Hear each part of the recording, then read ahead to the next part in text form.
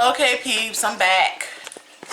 I'm about to do my Black people read. So today is still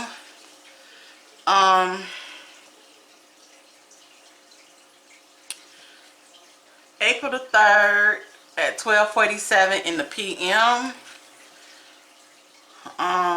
Sunday. So let's get right into it and get her done. So, I gotta go get my.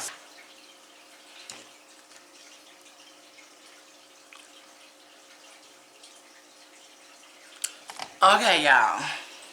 So, I printed out all my information and let's get her done. I be writing it down on my paper. So the last one I did was Gary Morgan.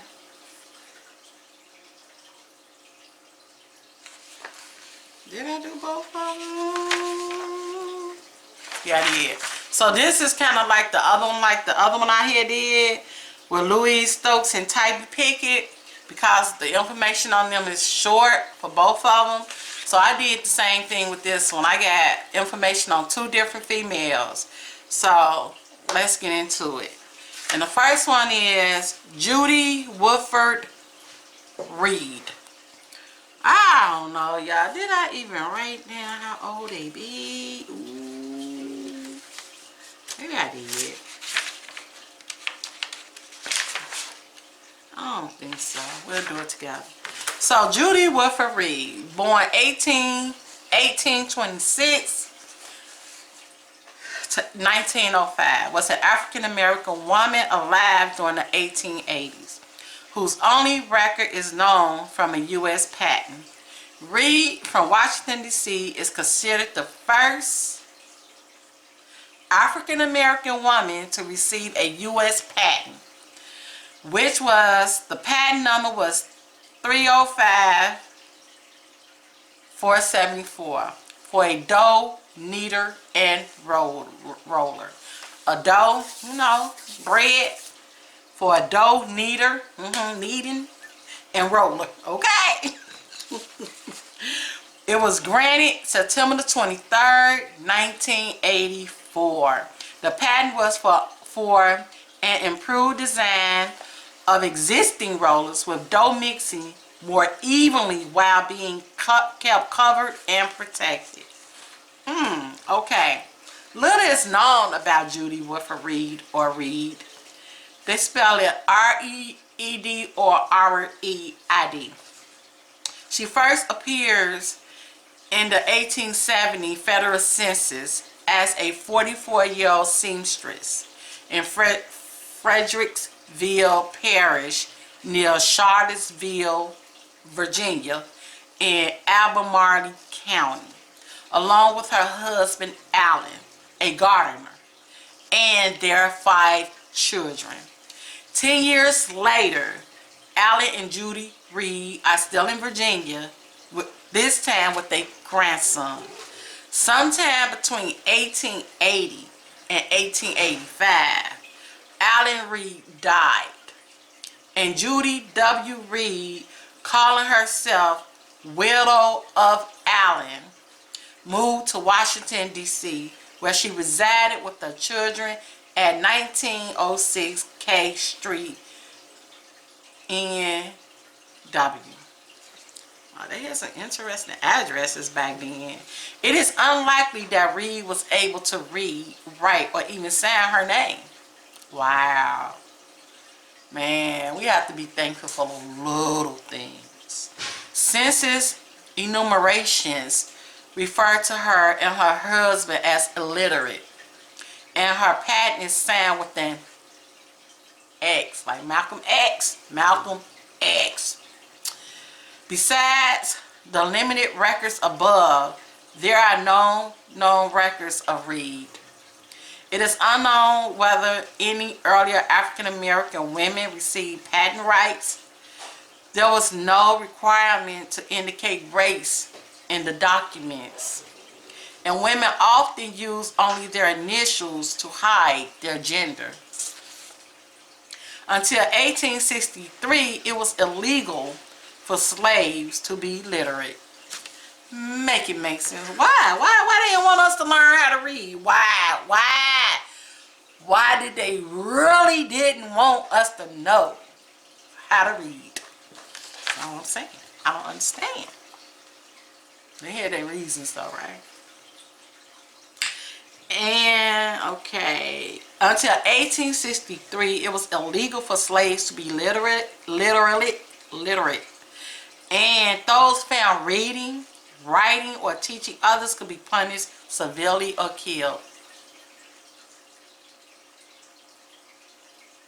That I mean, it's just so hard to really comprehend all of that. Like, why?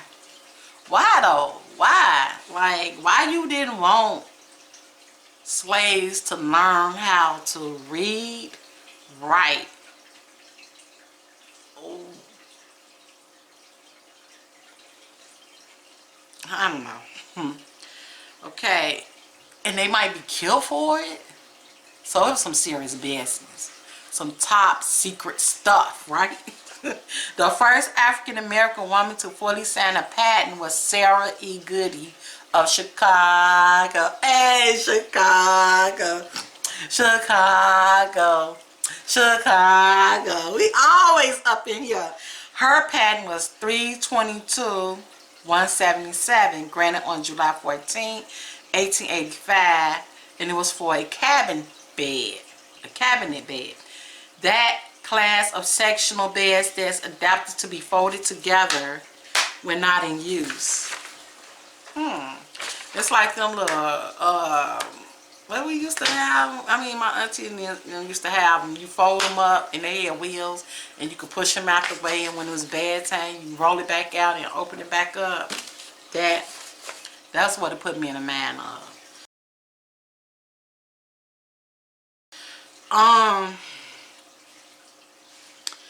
It's a her patent 322-177, granted on July 14, 1885, was for a cabinet bed. That class of sectional beds that's adapted to be folded together when not in use, so as to occupy less space, and made generally to resemble some article of furniture when so folded. Oh, it looked like a piece of furniture. Man, creative, who? The mind, y'all. During that time, there was no requirement that anyone had to reveal their race when applying for a patent. Women often used only their initials in order to hide their gender. This is most likely why Reed's patent was signed J.W. Reed, and she was probably assumed to be a man.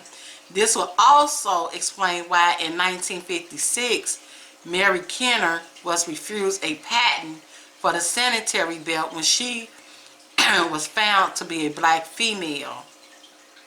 1956? By this time, race and gender were probably required before a patent could be issued. Oh, someone required back then. 1956, she was refused a patent for the sanitary belt because she was found to be a black female.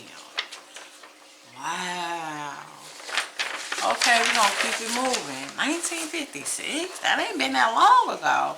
She was black and a female during the time when both left.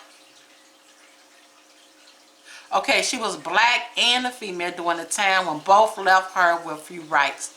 Based on her birth year, Miss Reed would have been 38 and turning 39 in 1865 when slaves were freed. This indicates that she probably was working in the fields or perhaps as a cook for close to 30 years of her life. Reed may have been tired of slaving away in the big house kitchen from sun up to sundown, picking that cotton. Hey. So that's all the information that I could find on her. But it don't take a whole lot, because she still did what she did. She was the first woman to receive a patent for the dough kneader and roller. She had 5 kids, and I'm assuming let's see. She's sleepy. So, back then, 1826, I guess it all depends on where you at. Like, they didn't really, like, have that much information or keep that much information about slaves like that. Some might kept better documents than others, but sometimes you just get lost in translation. You just get lost in the slave movement, you know? And that's sad, man. Just imagine how many people were slaves that and did things that we probably don't even know about. But anyways, Rena and Shan texted me, so that's what that was going on. Okay, calculator. Let's see. 18, 26, 1905. She was 79. It's saying she was 79 years old. Could have been. But regardless of, she still did what she did. And she's still known for what she was known for. And that's good that that got documented. So hats off to you, Judy Wilfred. I got you. I got you. It's just so sad on so many levels that how many slaves back then or free slaves that we don't even know nothing about. There's no documentations on them. Like, hopefully they had kids and their kids, you know what I'm saying? But let me keep it moving. I'm finna go down the rabbit hole. Okay, and the next person I'm about to read about is who they had mentioned when I was reading about Judy Wilfred, Sarah E. Goode or Sarah E. Goody. Here we go. Sarah Elizabeth Goody. What y'all think that is? Like, good or Goody? Sarah E. Goody, born 1855 through April the 8th, 1905. Oh, wow, they died the same year, 1905. Judy Reed and Sarah Goody. I'm going to call her Goody. I like Goody. They got the E there for a reason. Oh, that's interesting. They ain't got the exact year and month, neither one on that they birth. It just got the year 1855 for Sarah and 1826 for Judy. Sarah Elizabeth Goode, 1855 through April the 8th, 1905, was an American entrepreneur and inventor. She was the second known African American woman to receive a United States patent, which she received in 1885. She received hers in 1885.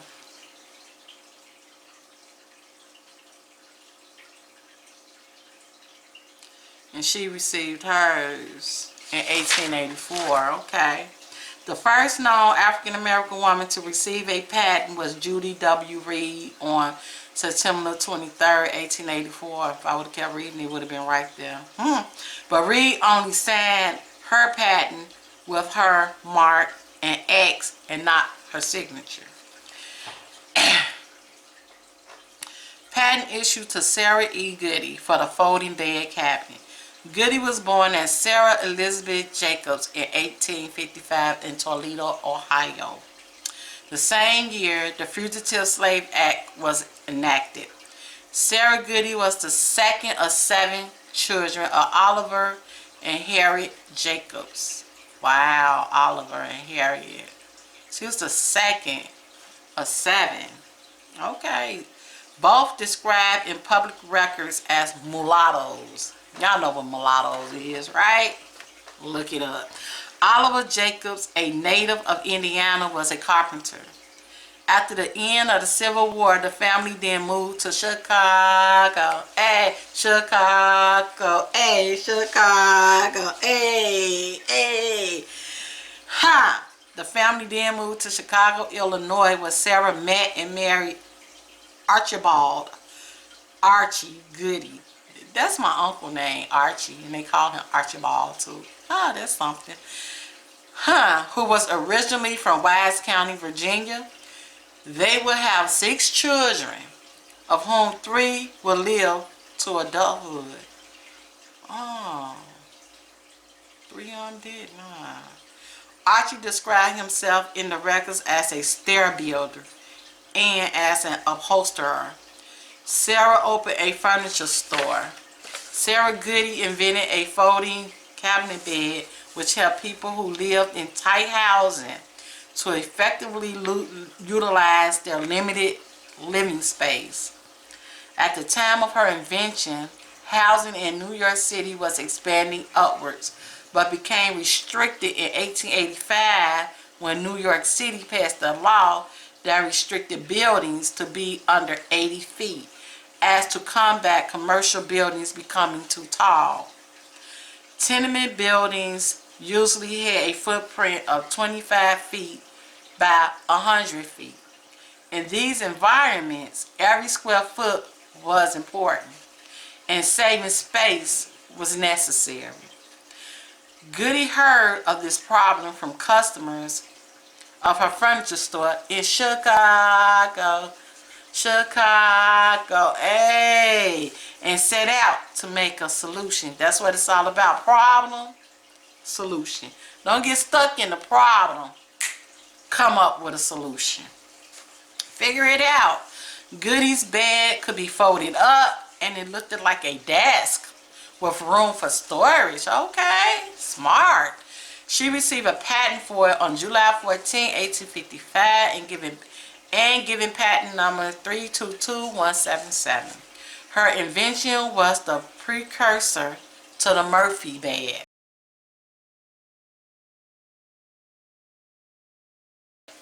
which was patented in 1900. Her goal was to balance out the weight of the folding of the bed for it to be easily lifted up, folding and unfolding, and to secure the bed on each side so that when folding the bed, it would stay in its place. Okay, she put a lot of thought into that. Brain power. She provided supplementary support. Supplementary? Okay. She provided supplementary support to the center of the bed when it is unfolded. Goode died April 8th. Oh, April 8th, almost here. 1905. Today the 3rd. Ooh, Goode. Some articles state that Sarah E. Goode is the first African-American woman to receive a United States patent. Other articles attribute the first to Judy Reed, who invented the dough kneading machine, and Miriam Benjamin, who invented the hotel chair to signal for waiter service. Wow, we did that. That's all I'm saying. That's all I'm saying. Inspiration at its finest. The patent was, I don't know, Miriam Benjamin. Was she black? I don't know. Let me check. Oh, wait, I'll be back. Okay.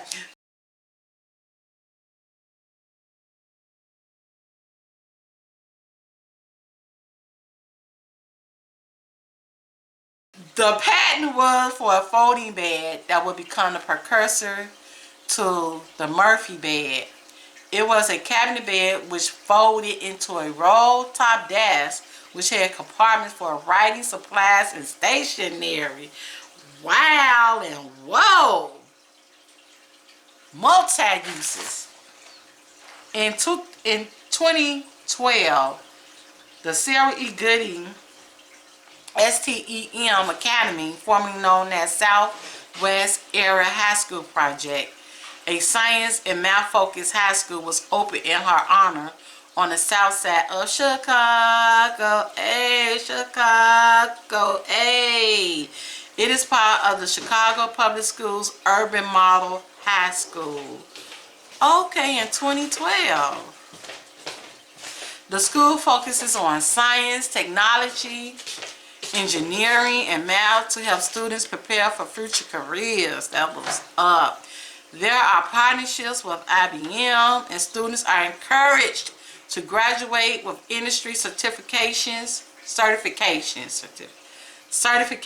and 2 years of college credit.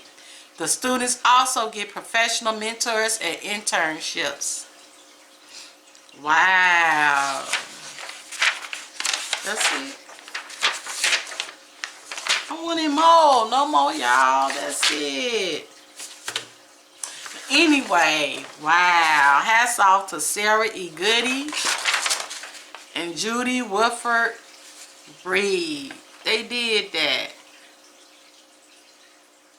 Anita and Rolla, the first African American to receive a U.S. patent.